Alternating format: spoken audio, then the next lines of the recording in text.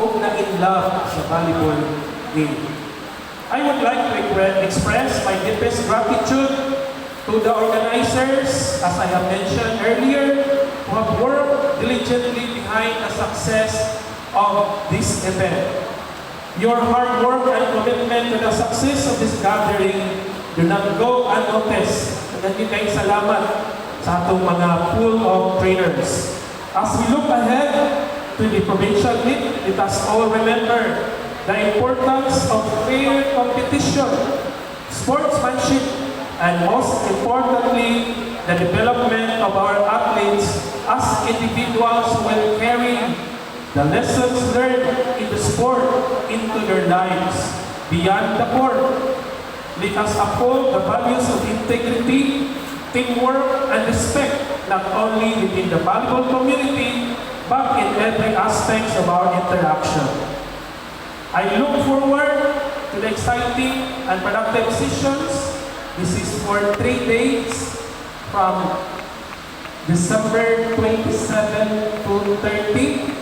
Siguro naananta ko yung mga bakasyon ay Christmas season, pero inyong yung itagaan ng lugar, tagahati ngayon, na magkahimaman ta pagbalik aron to refresh our minds about sa game na itong nainlaban, no? Ang volleyball games.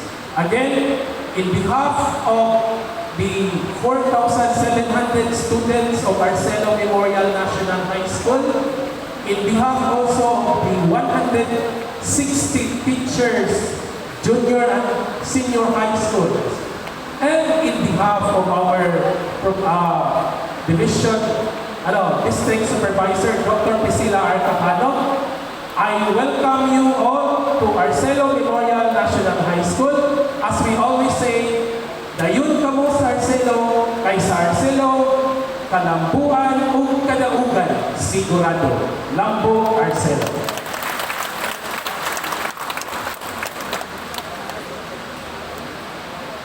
Once again, thank you for those igniting words of welcome. Dr. Hipolito Q. Pigarino Jr., for the information of everyone, he is the man behind the first ever championship title bagged by the Liluan South Office in volleyball men's division during the National Teachers Day held in Paypay National High School, Paypay and Bantayan, Cebu. A round of applause. Siya ito'y nag-strategize na matagang ang Badian South Office, kaming Bibilian South Office, mau mag-practice. Sir Emon, ang uniform natin sa luto ay hindi ba sa building nga, Sir Lato pa lang na nagtuyong ang bulang, kung sa may gatas, di ba inuman? Okay, the people, the place, and the experience are Arcelo has it all. Indeed, home of the champion.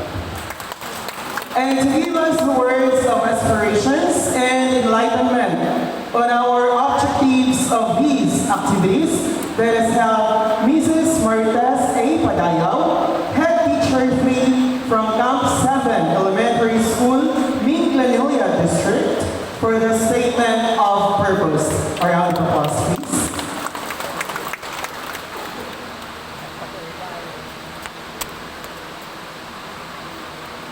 To our active and supporting principal of Arcelo Memorial National High School, Dr. Hipolito Pigarino Jr., to our energetic and competent overall tournament manager, Mr. Ardel Aventuna, committee coaches and officiating officials, ladies and gentlemen, a pleasant morning to all of us.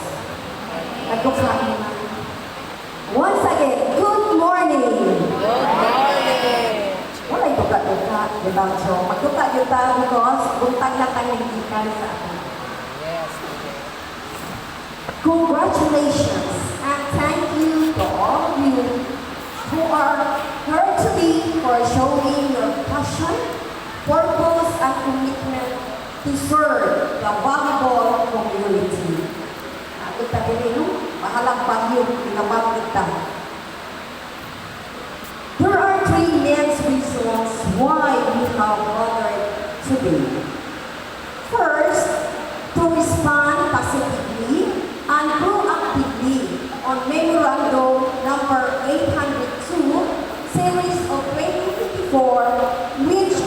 entitled Training, Communication, and Solidarity Program for Coaches and Technical Officials of the 2025 Cebu Provincial Sports and Cultural Week. The second, refreshment, orientation, discussion to refresh officiating officials on the new guidelines of the event we are assigned to officiate and to manage. To orient the coaches on the updated guidelines and techniques coaching the athletes. To discuss the guidelines and procedure of the games during the conduct of the same activity. The last one is to produce an athletes who manifest good character. Anong mamulit-ulit ang pasura? No? Coaches, please. Pasura. Huwag may pasura sa ato ang pre-activity. Kasi develop good character. Kaya mo magiging problema na ito ang pasura.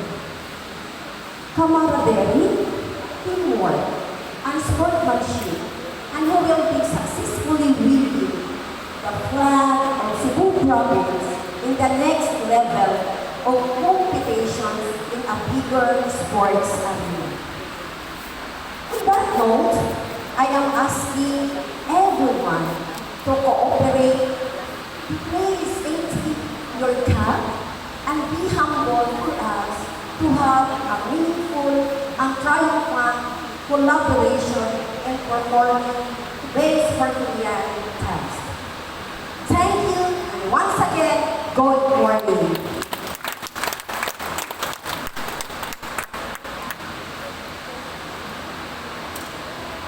Alright, thank you once again, Mrs. Marites A. Padayao, for presenting those objectives that we have to meet at the end of this training. Alright, at this juncture, ladies and gentlemen, to check and scrutinize the energy of our coaches and officiating officials, let us have Mrs. Regisa B. Priscillas, Master Teacher 1 of Bawa Elementary School, Sugod District. A round of applause, please. Good morning, everyone. My respect to the principal of Marcelo Memorial National High School, Dr. Hipolito Pigarillo Jr. Good morning, sir. To the training team headed by Sir Arnel Aventuna. To the technical officials, coaches, good morning. Good morning. Are we all happy na naandiri karon? Yes, we are. Wala yung bagot-got? Kaya naiba na ng bakasyon? Kaya God is good? And all the time?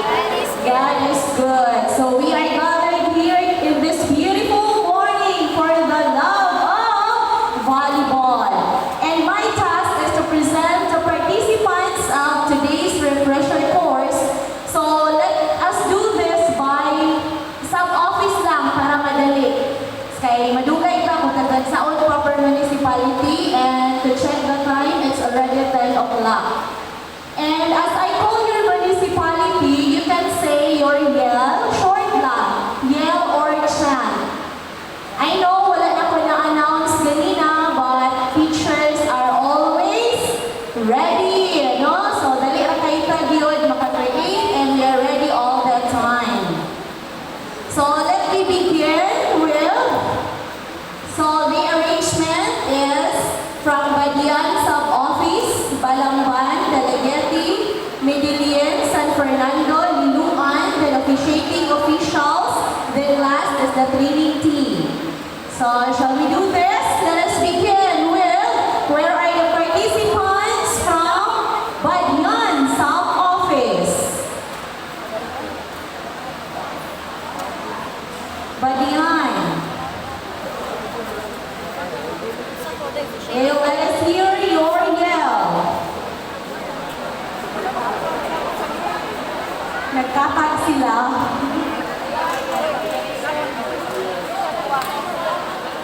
Okay, thank you so much. Go Badian Sub-Office.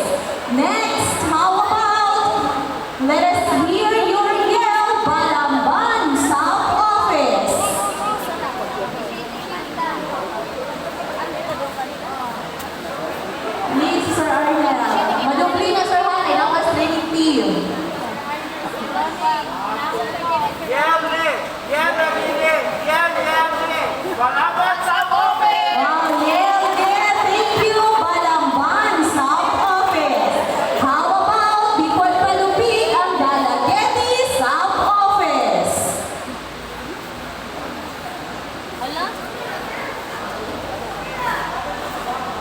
Three.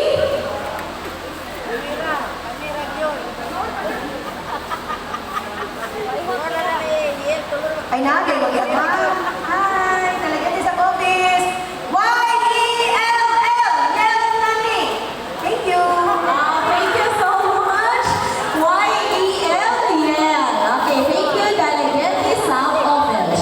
How about Midillion South Office?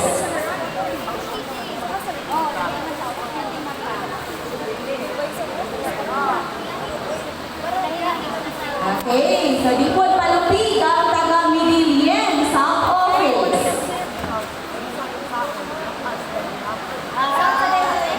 Why mo gulit sa microphone? Good morning! Good morning! Y-E-L-L, Yel Pudning. Thank you so much! Midillion South Office. And now let's proceed to San Fernando South Office.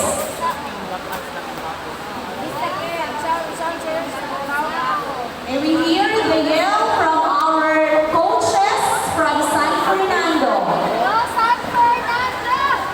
Lisa Gonzaon, officiating officials, love us ng gihapon. At iba. On the go, San Fernando South Office. And thank you so much. On the go, San Fernando. Next, how about the last but not the least South Office? We have Liluan South Office. Kani pinakasipa ni Gidling.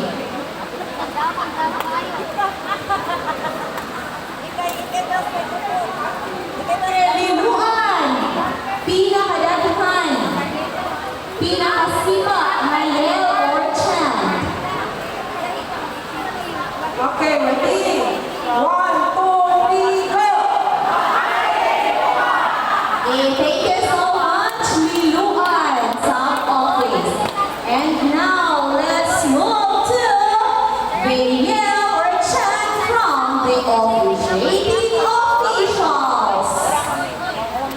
To be led by Sir Ronnie Bugnaw. Officials, love us ng gihapon. Nag-asra ko sa una ha, pero sa naman. And 5, 4, 3, 2, 1. Bisa Gonzaon, officiating officials, lawas lang gihapon. Hurrah! Thank you so much, di ba? As gihapon. So are we all good and are we all ready for this 3 days refresher course? Ready na? Ready na? Once again, good morning.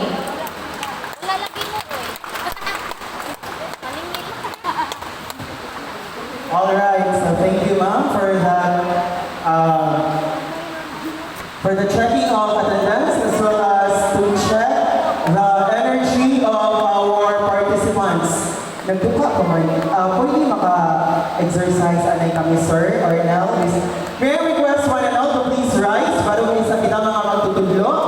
Okay, please put your cell phones nasa sa kilid. Kaya wala, any music lang ma'am, atong kuan. Okay, sir.